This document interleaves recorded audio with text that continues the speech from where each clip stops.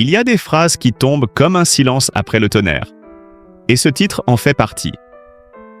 Mamie Rock à propos de la mort de Nathalie Baye. Dites à Laura que je suis bien triste. N'attire pas seulement l'attention, il secoue, il arrête, il oblige à écouter. Parce qu'au-delà du nom, au-delà de l'émotion immédiate, c'est tout un monde de souvenirs, d'affection et de stupeur qui semble vaciller en quelques mots. Dans cette vidéo, nous allons entrer dans cette onde de choc, dans cette atmosphère lourde, presque irréelle, qui a saisi le public dès les premières réactions. Une entrée en matière bouleversante, sobre, mais impossible à ignorer. Et soudain, derrière le choc des mots, un autre visage apparaît, plus discret, plus ancien, mais bouleversant lui aussi. Celui de Mamie Rock. Non pas une voix venue pour faire du bruit, ni pour raviver les blessures, mais une présence qui semble porter avec elle tout le poids des souvenirs, des liens tissés loin des regards, de ces affections sincères que les drames familiaux n'effacent jamais tout à fait. Quand elle parle de Nathalie Baye, ce n'est pas avec la distance d'une observatrice. C'est avec cette émotion lourde, presque tremblante, de quelqu'un qui a vraiment connu la femme derrière le nom, derrière l'élégance, derrière l'image publique. Peu à peu, le décor change. On quitte les titres, les réactions à chaud, le vacarme des récits se trop vite résumé, pour entrer dans quelque chose de plus intime. Il y a des lieux qui reviennent comme des morceaux de mémoire encore vivants. Gstaad, Los Angeles, Quiberon. Des endroits différents, presque lointains les uns des autres, et pourtant reliés par une même sensation, celle d'une proximité inattendue entre des femmes que tout le monde aurait pu croire séparées par les circonstances, les histoires croisées, les douleurs anciennes. Mais dans le récit de Mamie Rock, rien ne sonne faux, rien ne semble forcé. Au contraire, tout donne l'impression d'un lien construit dans les silences, dans la délicatesse, dans ces conversations qui ne cherchent pas à se montrer. Et c'est peut-être là que tout devient saisissant. Parce que, au milieu des tensions qui ont fini par fracturer une famille entière, elle affirme une chose simple, presque désarmante. Avec Nathalie Baye, il n'y avait pas de guerre. Il y avait du respect. Un vrai respect. Profond. Calme. Durable. Et dans un univers où chaque relation semble souvent racontée à travers les conflits, cette nuance prend une force immense. On comprend alors que ce qu'elle évoque n'est pas un souvenir mondain, ni une entente de façade. C'est la trace d'une relation féminine faite de confiance, de retenue, d'écoute. Alors l'image devient plus nette encore. Le matin, dans un chalet encore endormi pendant que les autres dorment, deux femmes partagent un petit déjeuner. Il n'y a ni agitation, ni mise en scène. Juste une table, le calme, et la parole qui circule doucement. Mamie Rock se souvient de ces instants avec une précision qui dit tout sans avoir besoin d'en faire trop. Nathalie Baye lui apparaît comme une femme de classe, d'une grande beauté mais surtout d'une grande douceur. Une femme gentille. Une femme avec qui la conversation venait naturellement. Et plus elle parle, plus une autre facette se dessine. Celle d'une mère entièrement tournée vers sa fille. Profondément dévouée, presque habitée par ce lien. Laura était tout pour elle. Dans cette phrase, il y a déjà un monde. Il y a une manière d'aimer qui dépasse les apparences, qui organise une vie entière autour d'une présence, autour d'une protection, autour d'un attachement absolu. Mamie Rock ne raconte pas cela comme une anecdote. Elle le confie comme une évidence qu'elle a vue, sentie, comprise. Et c'est ce qui rend ces mots si troublants. Ils ne cherchent jamais les faits, mais ils touchent justement parce qu'ils viennent de loin, de très loin, d'une mémoire personnelle où Nathalie Baye n'est plus seulement une actrice admirée, mais une femme qui parlait de sa jeunesse, de Johnny, de sa vie, de ses blessures peut-être aussi, avec cette pudeur que seules les vraies conversations savent garder. On imagine alors ces échanges à voix basse, ces confidences de femmes échangées dans un coin de matinée, à l'abri du tumulte, dans un espace où les rôles publics s'effacent enfin. Mamie Rock dit qu'il y a eu des confidences, mais qu'elle ne dira pas lesquelles. Et c'est précisément ce silence qui bouleverse. Parce qu'il protège, parce qu'il honore, parce qu'il prouve qu'entre elles, il n'y avait pas seulement des paroles échangées, mais une confiance assez profonde pour rester intacte, même aujourd'hui, même dans la peine, même au milieu des souvenirs qui remontent d'un seul bloc. Et ce qui rend ce souvenir encore plus troublant, c'est qu'à cette époque-là, rien ne semblait annoncer la cassure. Autour d'elle, le climat paraissait presque simple, presque léger, comme si pendant un moment au moins, chacun avait trouvé sa place sans avoir besoin de se défendre. Nathalie et Laetitia s'entendaient bien. Il n'y avait pas cette tension que l'on imagine après coup, en regardant l'histoire à rebours. Non, il y avait des gestes ordinaires, presque tendres dans leur banalité. Elles partaient en faire du vélo ensemble, laissant derrière elles la maison plus calme, pendant que Johnny restait sur place. On les imagine s'éloigner doucement, côte à côte, dans cette complicité tranquille qui ne cherche pas à se faire remarquer, deux silhouettes prises dans une parenthèse de normalité que personne, alors, n'aurait pensé si fragile.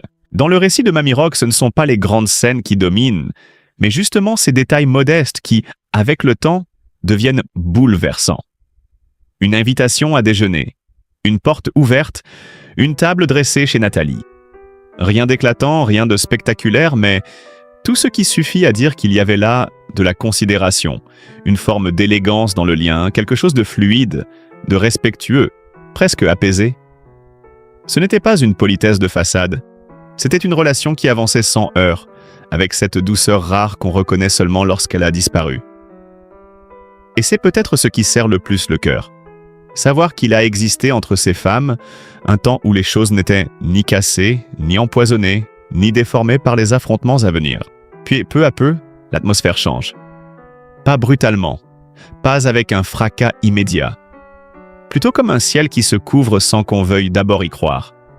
Ce que Mamie Rock laisse entendre, c'est l'arrivée de ce tumulte épais, ce désordre immense qui a fini par tout brouiller, tout salir, tout séparer.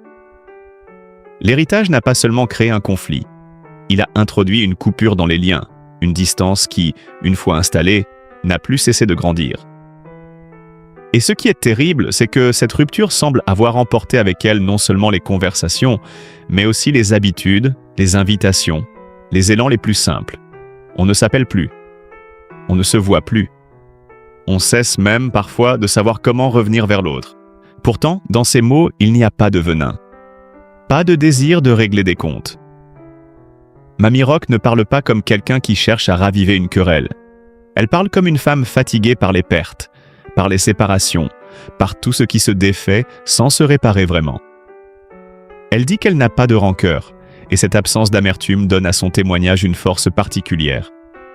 Car il aurait été si facile, après tout cela, de laisser parler la dureté. Mais non, ce qui reste chez elle, ce n'est pas la colère, c'est le regret. Le regret de ce qui s'est interrompu, le regret de ce fil brisé qu'on n'a pas renoué. Le regret peut-être aussi d'avoir appris de loin que Nathalie traversait une période très lourde, et de s'être retrouvée face à cette hésitation que tant de gens connaissent. Appeler ou ne pas appeler, déranger ou se taire, vouloir tendre la main, mais sentir que le temps déjà a épaissi le silence. Alors sa tristesse prend une forme encore plus humaine. Elle n'est pas théâtrale, elle n'a rien d'une déclaration destinée à être retenue. Elle ressemble plutôt à ce moment fragile où une personne âgée, en repensant à quelqu'un qu'elle a connu autrement, laisse tomber les défenses et parle avec le cœur nu. Elle pense à Laura. Elle ne cherche pas à parler plus haut que les autres, ni à se placer au centre du chagrin. Elle adresse simplement un mot, comme on envoie une pensée qui tremble. Qu'on dise à Laura qu'elle partage sa peine, qu'on lui fasse savoir qu'elle est profondément triste. Et soudain, tout le vacarme extérieur disparaît derrière cette phrase si simple, si droite, si déchirante justement parce qu'elle ne force rien. À cet instant, l'image de Mamie Rock devient presque immobile. On la devine dans un intérieur silencieux, ralenti par l'émotion, repassant dans sa mémoire les visages, les voix, les lieux, les moments heureux qui n'avaient pas encore été dévorés par les disputes. Et dans ce mouvement intérieur, il lui reste encore un geste, un tout petit geste, mais peut-être le plus sincère de tous, une prière discrète, murmurée pour Nathalie, comme on dépose une lumière minuscule dans un coin d'ombre, sans bruit, sans témoin, simplement pour ne pas laisser le souvenir s'éteindre tout à fait. Si les souvenirs racontèrent la femme, c'est le cinéma, lui, qui a révélé au pays entier cette présence si particulière. Une présence qui n'avait pas besoin d'en faire trop pour capter tous les regards. Chez Nathalie Baye, la célébrité n'est pas arrivée comme un éclair artificiel, mais comme une évidence qui s'impose scène après scène. Très vite, son visage s'inscrit dans des œuvres qui comptent, et l'on comprend qu'elle n'est pas simplement une actrice de plus dans le décor. Dans La Nuit américaine, puis dans Sauve qui peut slash la vie, et Une semaine de vacances, elle impose déjà quelque chose de rare, une manière d'être là, droite, vibrante, insaisissable, qui attire la caméra sans jamais sembler la chercher. Sa trajectoire croise alors les plus grands noms du cinéma d'auteur, et ce contact avec Truffaut puis Godard ne fait qu'amplifier cette impression. Une actrice est en train de prendre sa place et personne ne peut détourner les yeux. Puis vient le moment où cette reconnaissance devient presque irréversible. Il y a des films qui ne se contentent pas d'être vus. Ils changent une image, ils installent un nom, ils font basculer une carrière dans une autre dimension. Pour Nathalie Baye, Une étrange affaire compte parmi ses tournants, tout comme La Balance, où elle frappe par une intensité plus rugueuse, plus audacieuse, presque inattendue. Avec J'ai épousé une ombre, elle confirme encore cette capacité à porter des rôles denses, troublés, profondément humains. Ce qui fascine alors, c'est qu'elle ne se laisse jamais enfermer dans un seul registre. Elle peut être fragile sans être effacée, élégante sans froideur, populaire sans perdre son mystère. C'est cette alliance-là qui la rend célèbre, au fond, non pas un seul film, mais une succession de rôles qui donnent l'impression qu'elle peut entrer dans toutes les vies sans jamais se répéter. Et ce qui achève de marquer les esprits, c'est la durée de cet éclat. Beaucoup sont révélés par un film. Elle continue de renaître. Plus tard, une liaison pornographique rappelle à quel point son jeu peut être mature, dépouillé, bouleversant, au point d'être salué jusqu'à Venise. Puis le petit lieutenant vient redire, avec une force calme, qu'elle n'a rien perdu de sa puissance. Même au-delà du cinéma français, sa présence s'impose encore, jusque dans Catch Me If You Can, où elle emporte avec elle cette même intensité retenue. Ce mélange de pudeur et de profondeur qui traverse toute sa carrière. Voilà pourquoi Nathalie Baye est devenue bien plus qu'un nom connu. Elle est entrée dans la mémoire du public par une série de rôles qui, chacun à leur manière, semblaient m'empuyer révéler une femme différente, tout en laissant intact ce regard qu'on reconnaissait entre mille. Mais avant cette lumière, avant les plateaux, avant les regards qui se retournaient sur elle, il y a eu une enfant qui grandissait dans un monde bien moins paisible qu'on pourrait l'imaginer. Nathalie Baye naît dans une famille d'artistes peintres, entre sensibilité, liberté, vie bohème. Et pourtant, derrière cette façade presque romanesque, l'enfance ne ressemble pas à une promesse douce. Elle grandit entre la Normandie de ses origines et surtout le Paris de Montparnasse, dans un univers intellectuel, créatif, agité, où l'art occupe beaucoup de place, mais où la sécurité affective semble parfois manquer. Très tôt, elle sent que quelque chose vacille autour d'elle, comme si la maison respirait moins la tendresse que l'attention contenue. Plus tard, elle dira combien les disputes de ses parents ont pesé sur toute son enfance, et même sur son adolescence. Ce ne sont pas seulement des désaccords passagers qu'elle évoque, mais une atmosphère lourde, répétée, usante, qui l'oblige à se faire petite, à ne pas ajouter de bruit au bruit. Elle expliquera qu'elle n'a pas vraiment eu de crise d'adolescence, non pas parce que tout allait bien, mais parce qu'il y avait déjà trop de drames autour d'elle. Alors elle encaisse, elle observe, elle intériorise.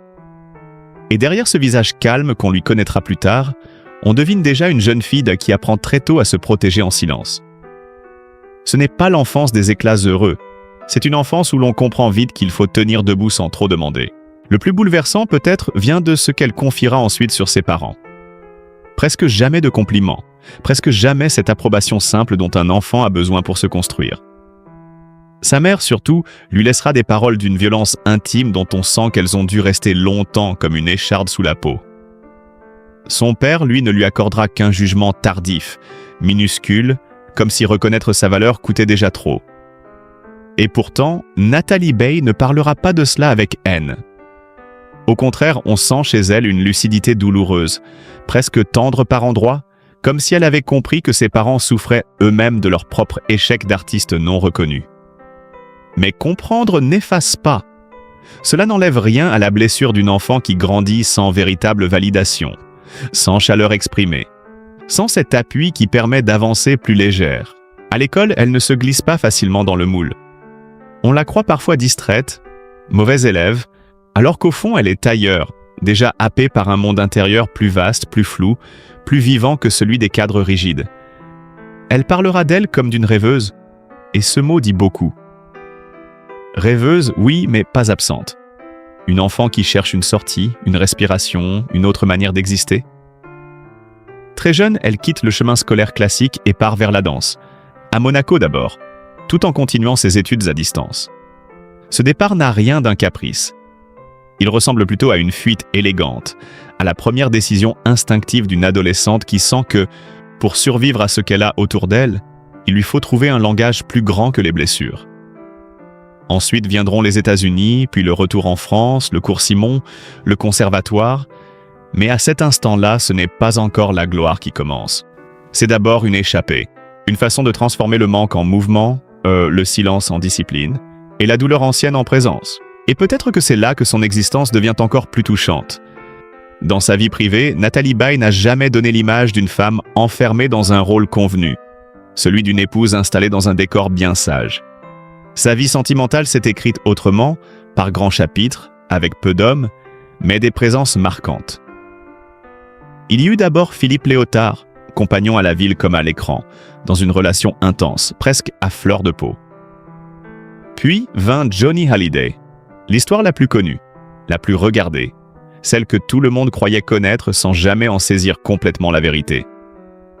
Plus tard, Jean-Louis Borloo a lui aussi compté dans cette trajectoire affective, mais toujours sous le signe de la discrétion, comme si Nathalie Baye avait voulu préserver l'essentiel loin du vacarme.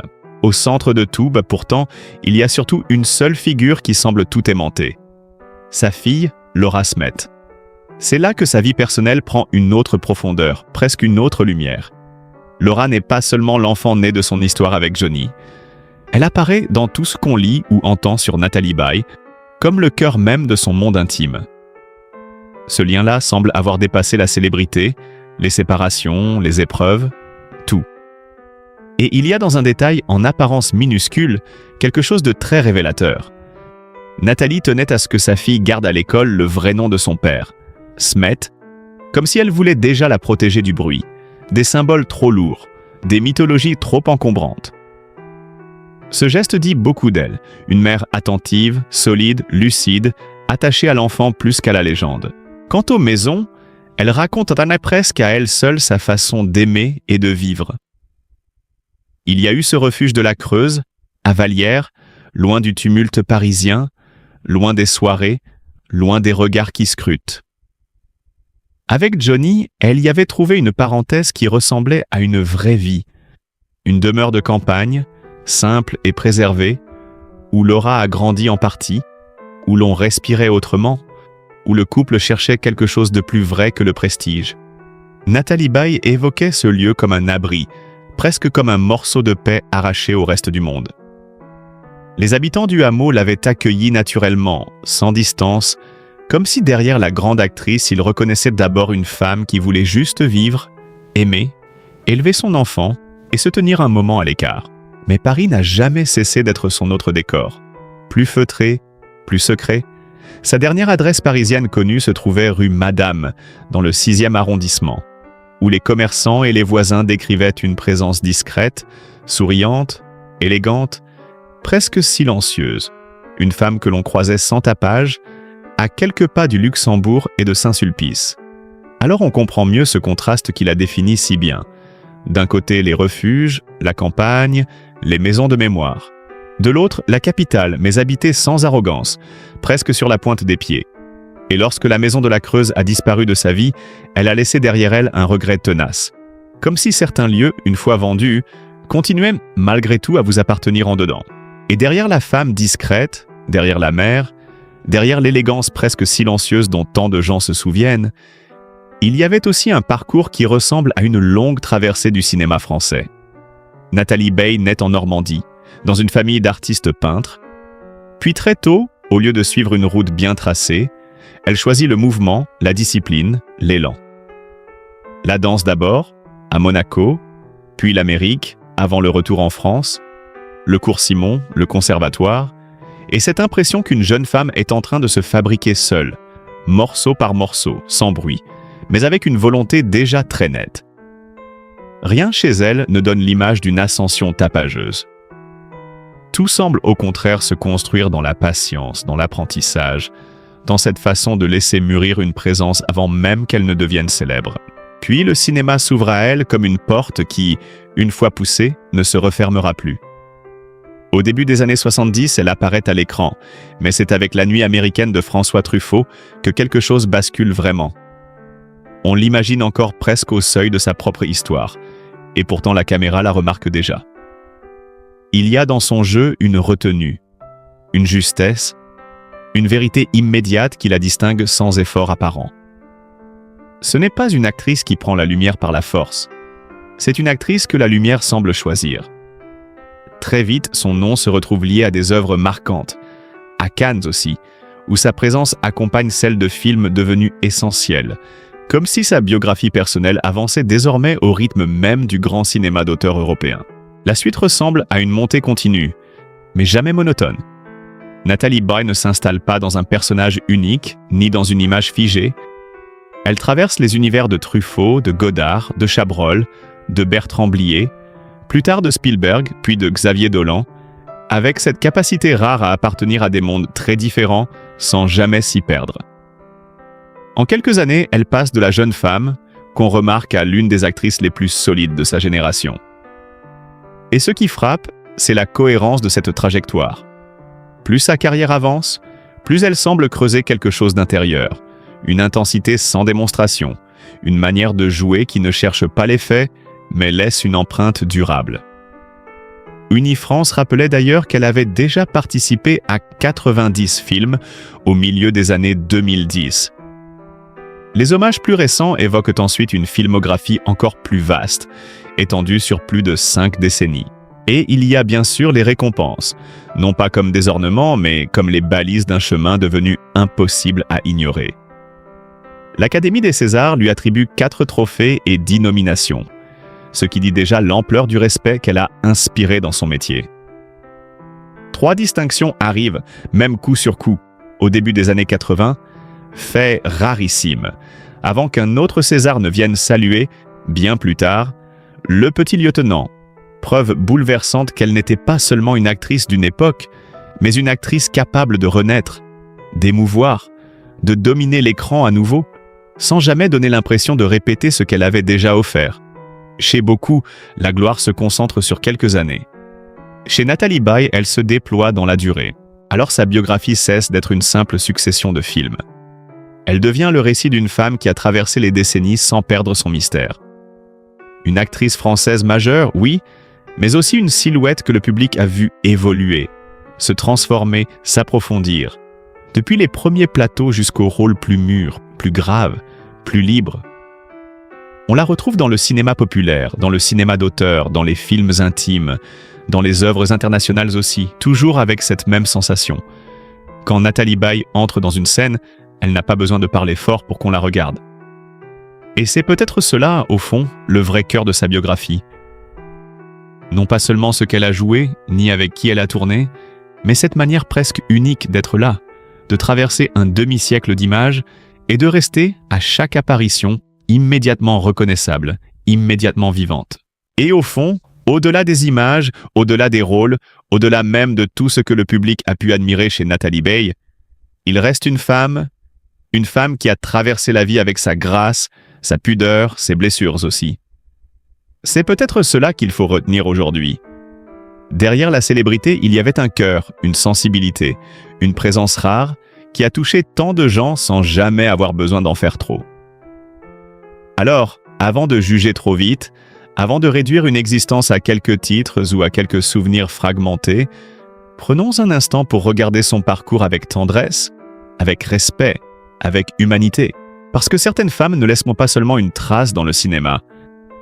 Elles laissent une trace dans l'âme de ceux qui les ont regardées, écoutées, aimées. Et Nathalie Baye fait partie de celle-là.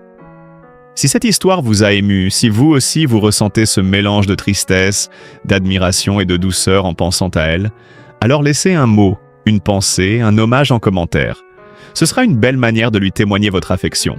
Et si vous aimez ce genre de récit sincère, profond, raconté avec le cœur, pensez à liker cette vidéo, à la partager autour de vous et à vous abonner à la chaîne. Votre soutien compte énormément. Il nous permet de continuer à faire vivre la mémoire de ces destins qui méritent d'être racontés avec délicatesse et amour.